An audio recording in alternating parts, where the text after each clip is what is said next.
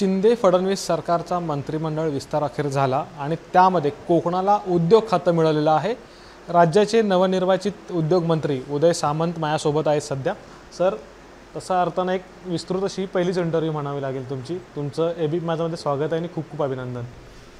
धन्यवाद। पहिला प्रश्न हाच येतोय, म्हणजे सरकारचा विस्तार झाल्यानंतर मुख्य प्रश्न चर्चेला येतो म्हणजे की जी काही महत्त्वाची खाती आहेत ती फडणवीसांच्या हाती आहेत आणि शिंदे सरकारमधल्या मंत्र्यांच्या सर्व दोर जे आहेत आर्थिक नाड्या त्या फडणवीसांच्या हातात आहेत। त्याला काय उत्तर असणार? कारण की सुरुवातच ही मुळात अशा प्रकारच्या टीकेनं किंवा ह्या बाबाच्या शंकेनं सुरू झालेली आहे। नाही, काही लोकांना आता शंका आणि टीका करण्याशिवाय दुसरं काहीच काम राहिलेलं नाही। आपण जर खाते वाटप बघितलं, जे काय आक्षेप घेतला जातो की राष्ट्रवादीची खाती ही भाजपने घेतलेली आहे, म्हणजे फडणवीस साहेबांनी घेतलेली आहेत। सगळ्यात महत्त्वाची गोष्ट म्हणजे मुख्यमंत्रीपद हे शिवसेनेकडे आहे। परिवहन खातं, उद्योग खातं, सामाजिक न्याय खातं, मदत व पुनर्वसन, शालेय शिक्षण, आरोग्य, रोजगार हमी, पर्यावरण, ही सगळी खाती, MSRDC, नगरविकास, ही सगळी खाती शिवसेनेकडे आहेत। आणि संख्या बघता भाजपचे 116 लोक आहेत अपक्ष धरून, आणि आम्ही अपक्ष धरून 50 आहोत। तर मला असं वाटतं की कुठेही नाराजी नाही। आता कुणी त्याला 80-20 म्हणावं, कुणी 20-80 म्हणावं, हा प्रत्येकाचा प्रश्न आहे।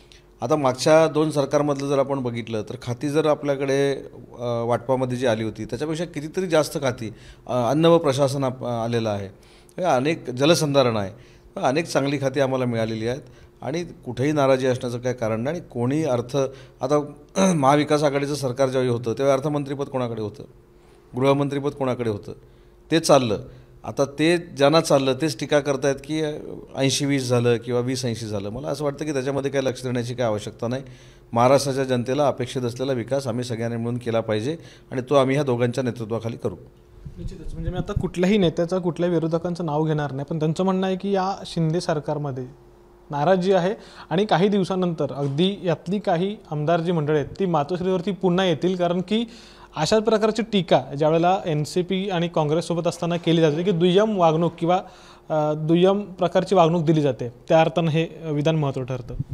हे पुढे करण्यापेक्षा अगोदरच करावं असं आमचं सगळ्यांचं म्हणणं होतं। जर तरवर काय माझा विश्वास नाही, परंतु शिवसेनेमध्ये राहून ज्यावेळी एखादा उठाव आम्ही करत होतो, राष्ट्रवादी आणि काँग्रेस पक्षाला बाजूला करावं असं आम्ही नेतेमंडळींना सांगत होतो, त्यावेळी जर हे झालं असतं तर सगळेच मातोश्रीवर आले असते ना।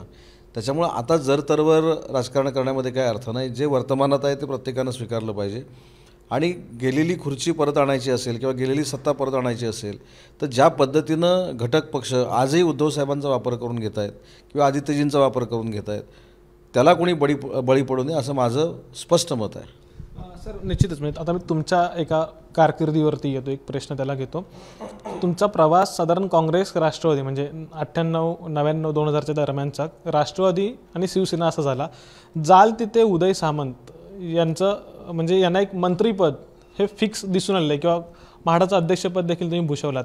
असं म्हटलं जातं राजकीय जाणकारांकडून की प्रवाहासोबत जाणं हे कायम उदय सामंत यांच्या पत्त्यावरती पडलेलं आहे किंवा राजकारणाची अचूक दिशा जी आहे ती त्यांच्याकडून ओळखली जाते आणि म्हणून हे सर्व घडतं। म्हणजे उद्योगमंत्री पद मिळाल्यानंतरची प्रतिक्रिया लागणार ह्या विषयासंदर्भात?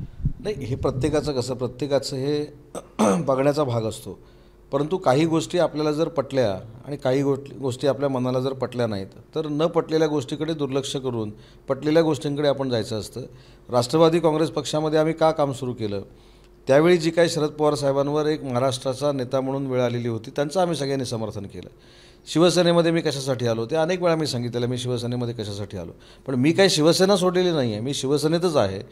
वंदनीय बाळासाहेबांचाच विचार आम्ही पुढे घेऊन जातो आहे, परंतु हे करत असताना घटक पक्ष शिवसेनेला संपवण्याचा जो काही प्रयत्न करत होता त्याला आम्ही यश यायला दिलं नाही आणि म्हणून एकनाथ शिंदे साहेबांनी जो शिवसेनेतच राहून उठाव केला त्याच्यामध्ये मी समर्थन केलं। त्यामुळे शिवसेनेतनं मी दुसरीकडे कुठे गेलो नाही। एक मात्र राजकारणाची दिशा मी ओळखली की कुठच्या दिशेला राजकारण जाणार आहे। जर महाविकास आघाडीमध्ये राहिलो तर शिवसेना पक्ष संपणार आहे आणि बाळासाहेबांचा विचार संपणार आहे, हे ज्यावेळी लक्षात आलं तेव्हा मी शिंदे साहेबांचं समर्थन केलं। सर, आत्ता जर पाहायला गेला आपण म्हणजे भाजप आणि शिंदे किंवा आपण असं म्हणू शकतो जे नवीन सरकार आहे किंवा तुम्ही जे मित्रपक्ष आहात त्यांच्यामध्ये कोकणातलं जे प्राबल्य आहे तशा अर्थानं तर तुमचं एक रत्नागिरीमध्ये चांगला होल्ड आहे, त्याच वेळेला नारायण राणेंचा सिंधुदुर्गामध्ये होल्ड आहे। पर्सनल रिलेशन्स तुमचे खूप चांगले आहेत, एक जग जाहीर आहे, सर्वांना माहिती आहे, पण राजकीय मतभेद जे आहेत ते मिटणार आहेत का भविष्यात? कारण की कुठंतरी त्या गोष्टी ज्या आहेत त्या हळूहळू का असताना दिसून येतात. आणि मुख्य गोष्ट म्हणजे काल तुम्ही भाजपचे कार्यकर्ते देखील म्हणजे काही जुने जाणकार जे होते, जे तुम्ही शिवसेनेत असताना तुमच्या विरोधात होते, ते स्वागताला हजर होते. तुम्ही भाजपच्या शाखेत देखील गेलेला होतात. नेत्यानं एकदा निर्णय घेतल्यानंतर त्याची अंमलबजावणी करणं ही आमची सगळ्यांची जबाबदारी असते. अलायन्स कशी झाली महाविकास आघाडीची? आता मी आणि नारायणराव राणे असतील किंवा निलेश राणे असतील, नितेश राणे असतील, यांच्यामध्ये जो काय आमच्यामध्ये तात्विक वाद झाला किंवा आमचा टोकाचा वाद होता, परंतु शिवसेना आणि राष्ट्रवादीमध्ये नव्हता का? शिवसेना आणि काँग्रेसमध्ये नव्हता का? ते जर एकत्र येऊ शकतात तर विकासासाठी आम्ही काय एकत्र येऊ शकत नाही?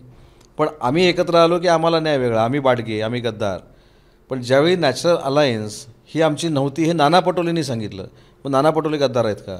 नाना पटोलेंनी परवा स्पष्ट असं सांगितलं की ही अनैसर्गिक युती होती आणि अनैसर्गिक युती आम्हाला कोणी करायला लावली?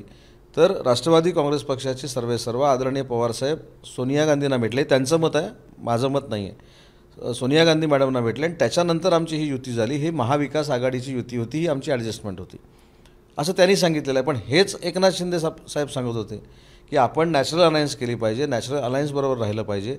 ज्यावेळी 163 जागा शिवसेना आणि भाजपच्या निवडून आल्या त्यावेळी आपल्याला थम्पिंग मेजॉरिटी होती.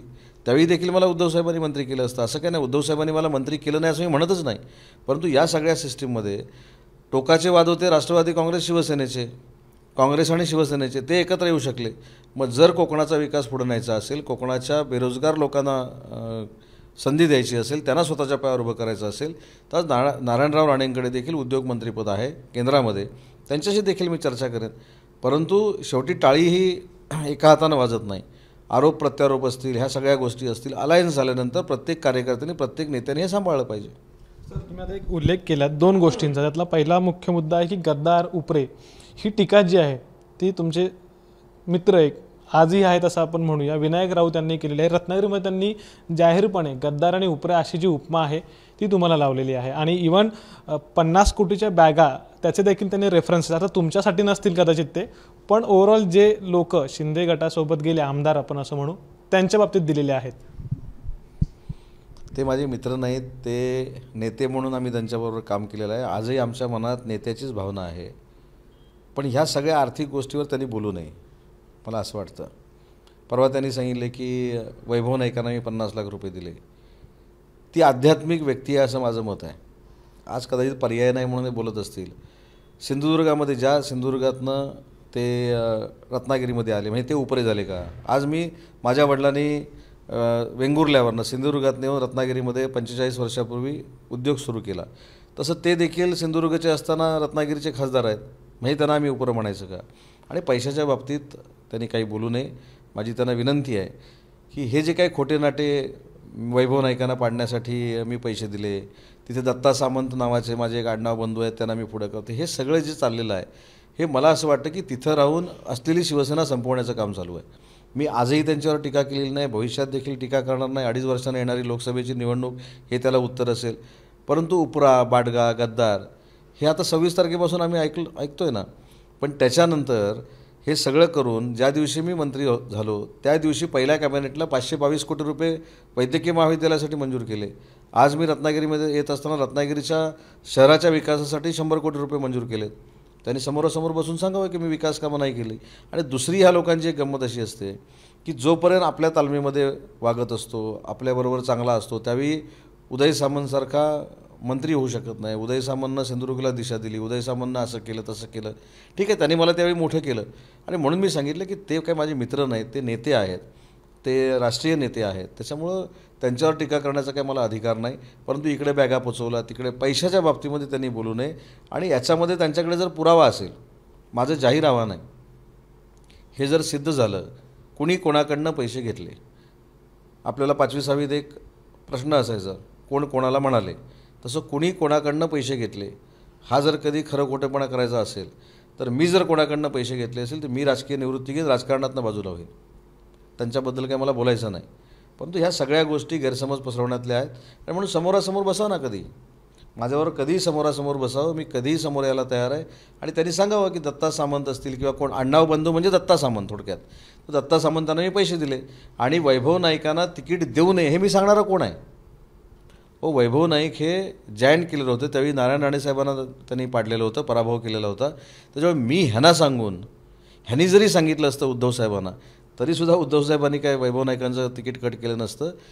ही राजकीय परिपक्वता आहे. हे लहान मूल देखील सांगेल. म्हणजे लहान मुलाला जरी विचारलं की उदय सामंतनं वैभव नाईकाला जर विरोध केला तर त्याला तिकीट मिळेल की नाही, तर त्याला तिकीट मिळणार हेच उत्तर आहे.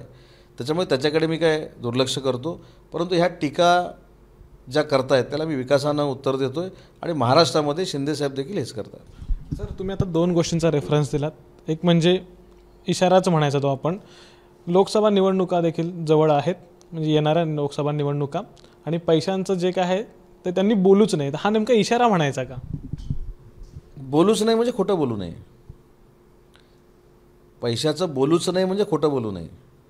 आणि हे कोणी बोलावं ह्यात पण काही मर्यादा आहेत. माझं म्हणणं की मी पहिल्या दिवसापासून सांगतो, माझ्या म्हणजे आईवडिलांना शिवाय घातल्यानंतरसुद्धा मी एवढा संयम बाळगलेला आहे की मी त्यांच्यावर काही बोलत नाही, मी दुर्लक्ष करतो. कारण एखाद्याची व्यथा असते की बळजबरीनं बोलायला लागतं. ते आता उद्धव साहेबांसोबत आहेत म्हणून उद्धव साहेबांची मर्जी राखण्यासाठी बोलावं लागतं.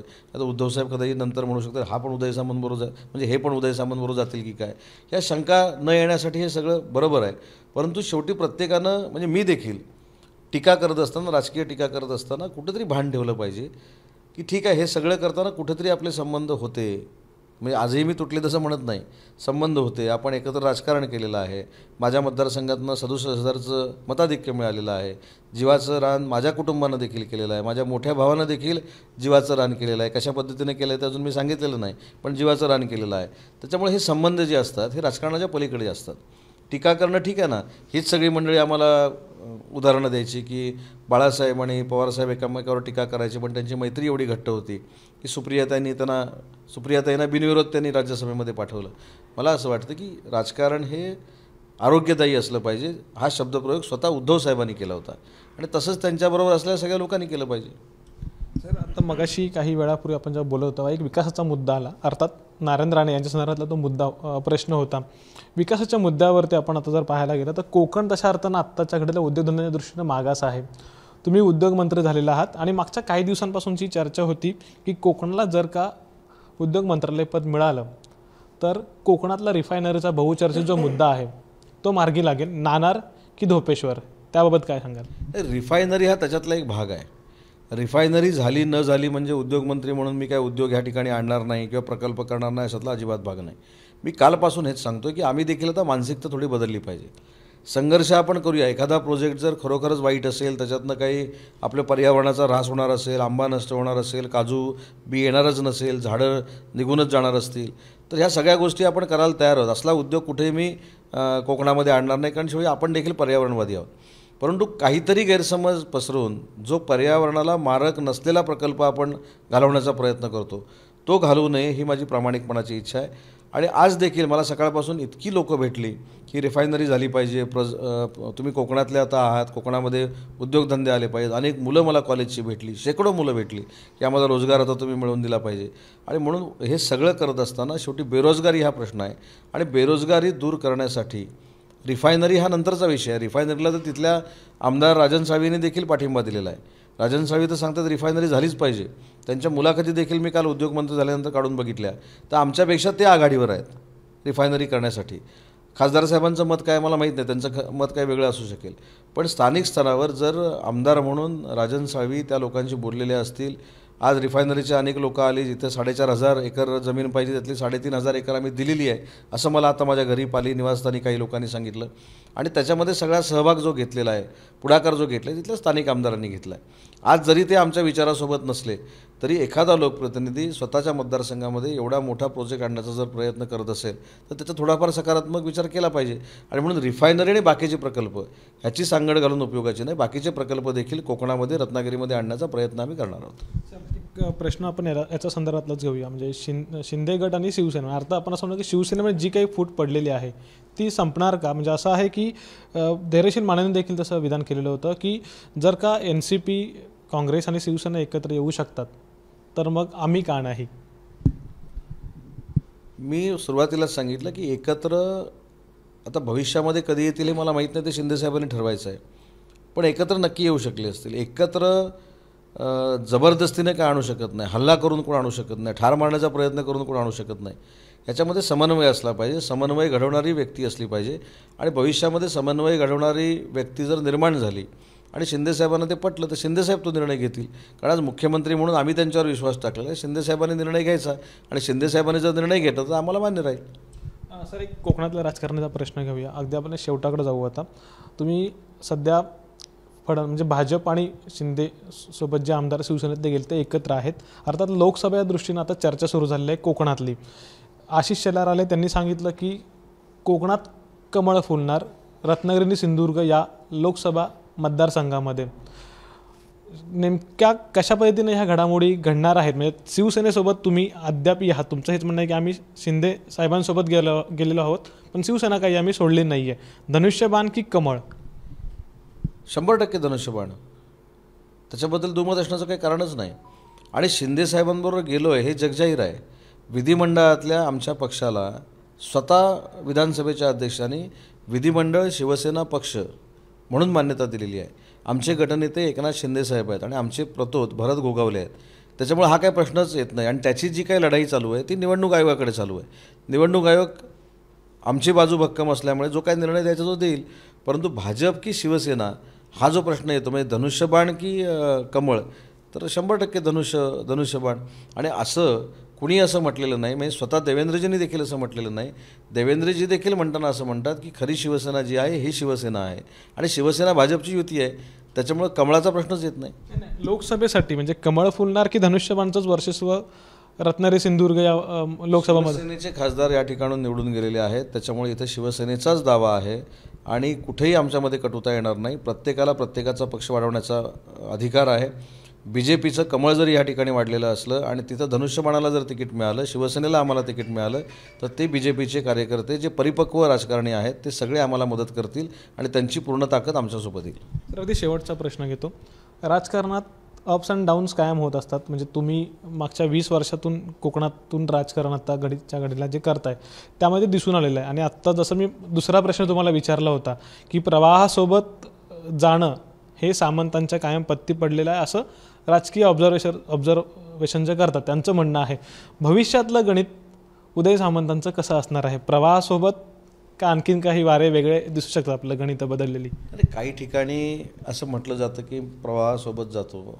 पहिली गोष्ट अशी आहे की 1998 सालापासून मी ज्यावेळी राजकारणात आलो तर आम्ही सगळ्यांनीच, म्हणजे मी काय, माझे सहकारी काय, आम्ही संघर्ष बघितलेला, आम्ही संघर्ष केलेला आहे आणि संघर्ष करायला आम्हाला आवडतो, न बोलून संघर्ष करायला. आमची आक्रमकता ह्याला मारीन त्याला मारीन, त्याला फोडीन ह्याला झोडीन, हा बाडगा आहे तो गद्दार आहे, हा भडगुंजा आहे हा भडगुंजा आहे, असलं आमच्याकडे काय नसतं. आम्ही जे काय करतो ते आमची विचाराची जी काय पात्रता आहे त्यांना आम्ही करतो. आणि म्हणून आक्रमकता ही काय फक्त भाषणातनं दाखवली जात नाही. ह्याला खाटिकासारखा मारीन त्याला मारीन, हे करीन ते करीन, पैसे चोरले, अशानं काय राजकारण होत नाही. ह्याच्यामध्ये राजकीय परिपक्वता लागते आणि आम्ही विचारानं आक्रमक आहोत.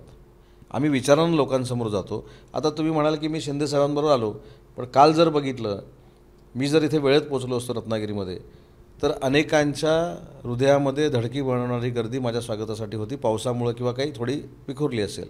आता शिंदेसाहेब ज्यावेळी येतील आणि आमची गर्दी आम्ही इकडून तिकडून आणत नाही. म्हणजे रत्नागिरी देताना सिंधुदुर्गातली लोकं आणायची, रत्नागिरी देताना राजापूरची लोकं आणायची, राजापूरला जाताना रत्नागिरीची लोकं न्यायची, असलं काय आम्ही राजकारण करत नाहीत. शिंदेसाहेब 15 ते 20 दिवसामध्ये किंवा महिन्याभरामध्ये रत्नागिरीमध्ये ज्यावेळी येतील त्यावेळी त्यांचं स्वागत हे ऐतिहासिक स्वागत होईल. याच्या अगोदर कुठच्याही राजकीय नेत्याचं असं स्वागत झालं नाही. एवढं मोठं स्वागत रत्नागिरी जिल्ह्याच्या वतीनं त्यांचं होईल आणि म्हणजेच रत्नागिरी जिल्हा देखील शिंदेसाहेबांचं समर्थन करणाराच जिल्हा आहे.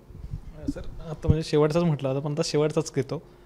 आदित्य ठाकरेने तुमच्यातले संबंध खूप जवळचे होते. आज म्हणजे तुम्ही शिंदे सरांसोबत गेल्यानंतर काही कम्युनिकेशन झालेलं आहे? म्हणजे संबंध कसे आहेत आजही?